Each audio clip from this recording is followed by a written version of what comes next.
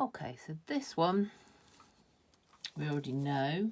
There is only one species that's even vaguely possible to get confused with this. And that is the Caesar's mushroom, Amanita caesarea, surprisingly enough. But that's a bit more of a golden colour and it is considerably larger. So the different anatomical features. This is the cap, also known as the pileus, P-I-L-E-U-S. The stipe here, and this section at the bottom is like the bag that the fungus developed in and that protected it from the substrate.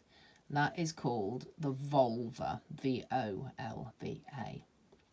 And what happens is that bag is completely stretched over the whole of the fruiting body, and the fruiting body is considerably smaller when it's still in the substrate.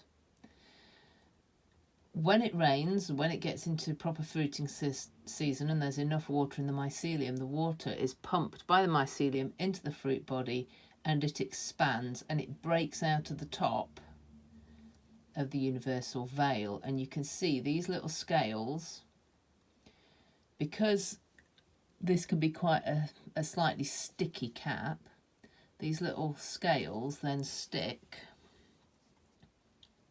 to the top, and you can see they're quite sort of, they almost look like they've been iced on in little rosettes. They're like yeah, those little top things. So they're not flat scales, they're not painted on, they're the remnants of where it broke through the universal veil. The other aspect with these species is there is a protective bit that protects the spore-bearing surfaces.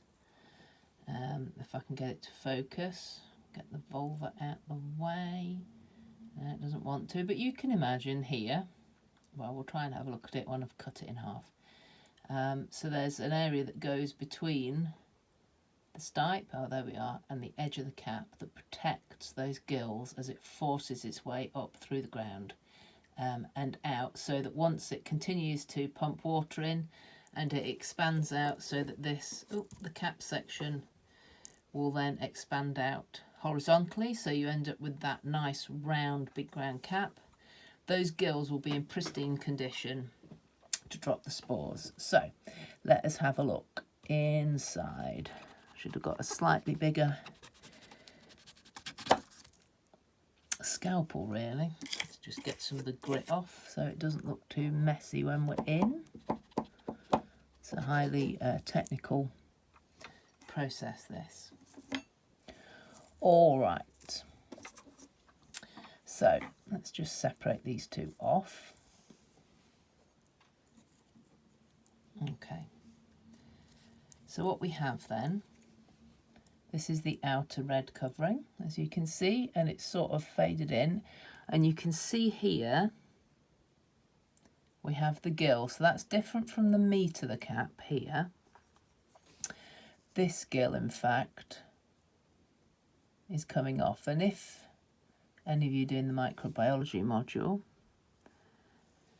that would be a fascinating thing to put underneath the microscope, because you'd be able to see the basidia on there with the spores. So you can see those are like a set of leaves. If I pull off this side, oh look,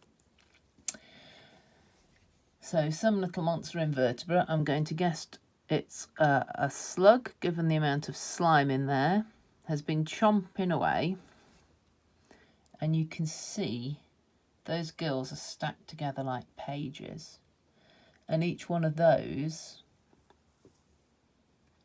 has got hundreds of thousands of little basidia on, and each of those has 4 little spores on the end of it.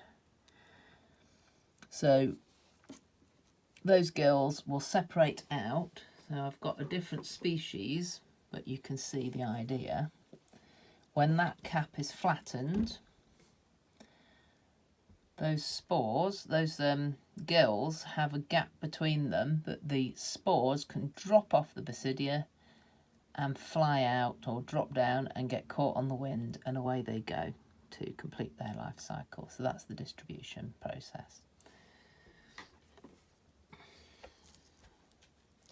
So cap, gills, you can see the stipe extends all the way in to the cap, holding it nice and firmly. And then, see if we can peel this back, you can see the partial veil is really protecting the fungus there. Sorry, that's the universal veil here that would have extended all the way around. And then the partial veil, you can see it just pulling away there from the stipe. Now, if that does it on its own, what it leaves is something that we might call a bracelet around the stipe. And then that is a diagnostic feature for Amanita species. Okay.